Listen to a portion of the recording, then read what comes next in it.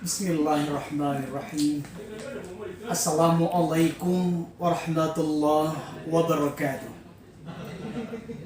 Innal hamdalillah nahmaduhu wa nasta'inuhu wa nastaghfiruh wa na'udzu billahi min syururi anfusina wa min sayyiati a'malina.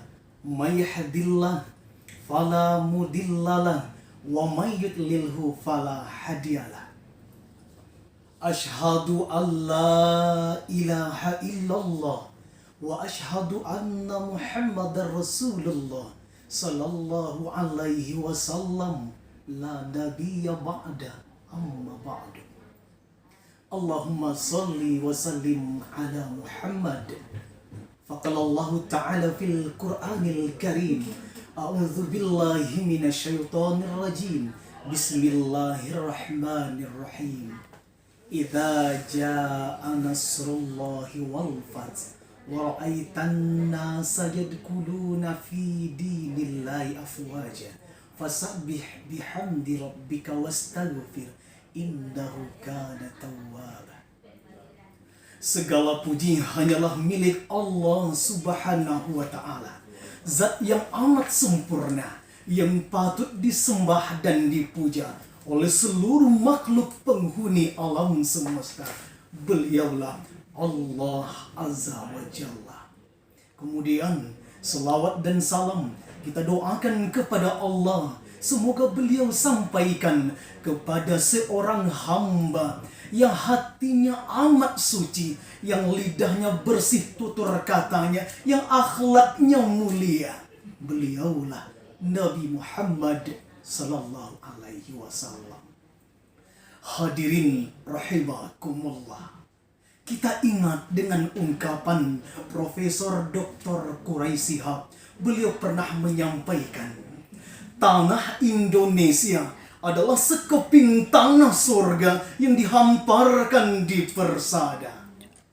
Itu artinya bangsa Indonesia adalah bangsa yang luar biasa. Bangsa Indonesia, bangsa yang besar yang dilirik oleh mata dunia. Bangsa Indonesia adalah bangsa Indonesia yang memanjakan mata dunia.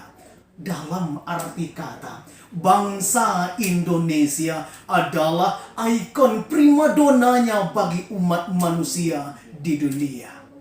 Itu saat ini, hadirin pendengar yang berbahagia, kalau kita kembali ke sejarah 75 tahun yang silam, bangsa Indonesia ini bangsa yang jauh dari kualitas sekarang.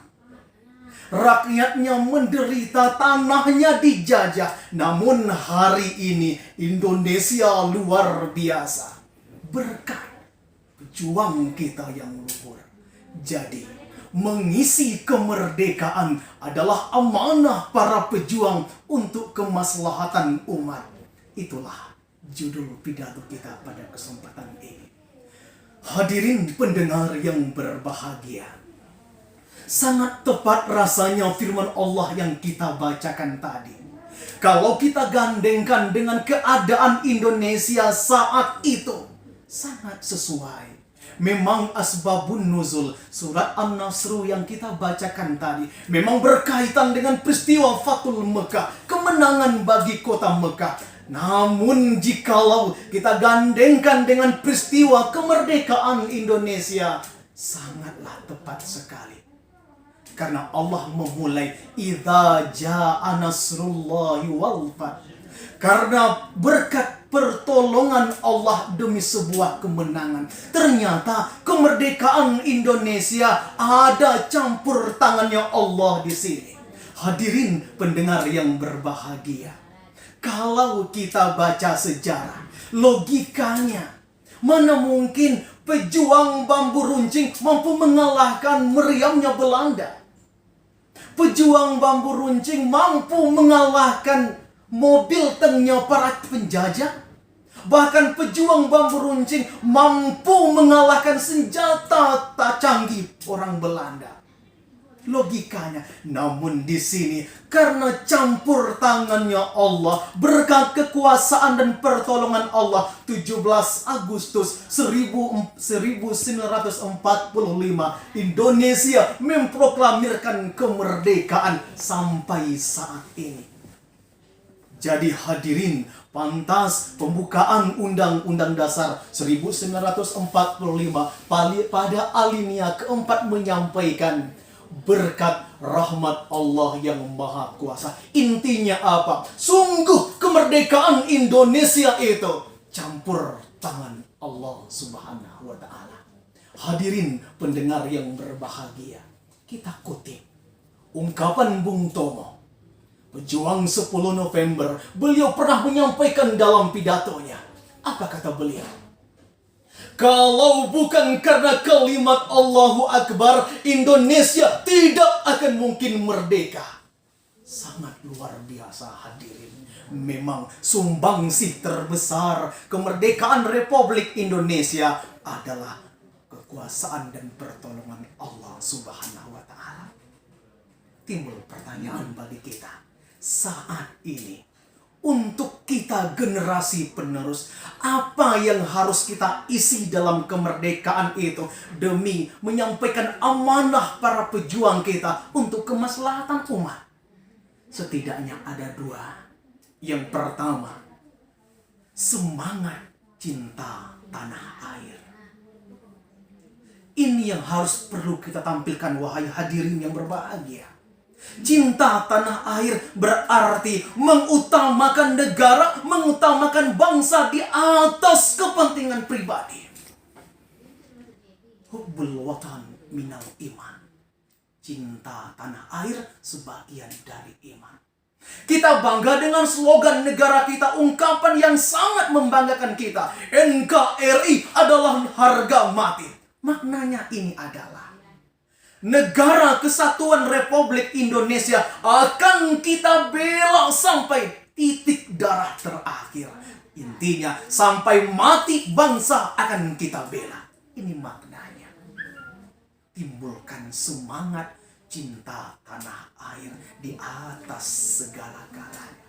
Namun hadirin, dari fakta dan realita, kita tidak dapat menutup mata.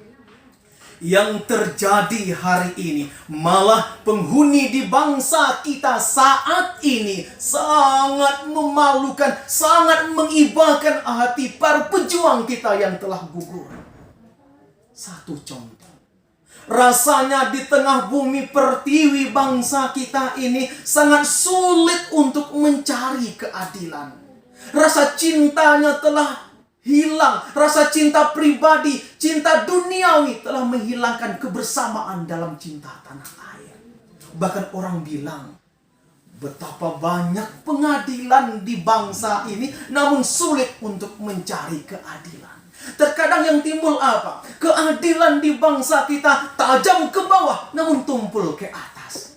Salah satu bukti nyata kita, wahai hadirin, tahun silam kita ingat Nenek Minah di Purwokerto, Jawa Tengah, hanya gara-gara mengambil 3 buah kokoa, 1 bulan 15 hari dipidana. Sementara pejabat kita triliunan uang rakyat mereka ambil, seolah-olah hukum pura-pura tidak tahu. Ini yang menyayat hati kita saat ini. Seolah-olah mementingkan pribadi, mementingkan suatu pihak lebih tinggi ketimbang cinta tanah air. Satu. Yang kedua, cara kita mengisi kemerdekaan untuk menyampaikan amanah para pejuang kita. Yang kedua adalah, jadilah generasi yang membanggakan. Hadirin dan para pendengar yang dimuliakan, kita ingat pidato Insinyur Soekarno yang membuat sebuah pondasi luar biasa bagi kita generasi muda. Apa kata Insinyur Soekarno? Berikan kepadaku 1000 orang tua, maka akan aku cabut Gunung Semeru. Tapi give me the young generation, I will suck into war. Tapi berikan kepadaku 10 orang pemuda, maka akan aku goncangkan dunia. Ini artinya apa hadirin? Bangsa ini menaruh harapan yang besar kepada generasi muda. Untuk itu, di momen peringatan HUT RI yang ke-75 ini, mari jadilah kita generasi yang membanggakan. Tapi akhir-akhir ini wahai hadirin, kita cukup bangga. Bermacam prestasi sudah ditorehkan oleh putra-putri terbaik bangsa ini. Bermacam event-event internasional, bidang keagamaan, bidang sains, bidang teknologi. Mereka menorehkan prestasi yang luar biasa. Kita bangga dengan itu. Tapi sisi lain, kita juga tidak bisa menutup mata. Di bangsa kita, orang memberikan semacam sindiran. Apa kebanyakan orang beranggapan? Selamat datang di Indonesia, di mana anak SD-nya panggilnya mami papi. Anak SMP-nya rela jual diri. Anak SMA diperkosa sampai mati. Bahkan anak kuliah bunuh dosen gara-gara skripsi. Di Indonesia itu terjadi. Fakta menyampaikan. Jadi hadirin, kita mengimbau di sini di momen peringatan 17 Agustus HUT RI kemerdekaan Republik Indonesia, mari kita saling merangkul bersama. Jadilah generasi penerus, generasi bangsa ini yang membanggakan untuk bangsa, membanggakan dalam artian tindakan-tindakan yang positif. Kata orang bijak, let's become useful young generation. Jadilah generasi yang bermanfaat untuk semua kalangan. Hadirin pendengar yang berbahagia, itulah dua cara kita untuk mengisi kemerdekaan Republik Indonesia demi menyampaikan amanah para pejuang. Di akhir kata penghujung kalimat, kami ingatkan dan kami simpulkan kembali. Ada dua cara kita sebagai warga negara yang baik. Yang pertama, timbulkan kembali semangat cinta tanah air. Hubbul watan minal iman. Yang kedua, jadilah kita generasi penerus bangsa ini. Generasi yang membanggakan bagi bangsa di bidang apapun. Di bidang agama, di bidang teknologi, di bidang sains dan apapun. Sehingga NKRI, harga mati kita akan terus berkibar sampai kapanpun. Akhir kalam, Assalamualaikum warahmatullahi wabarakatuh.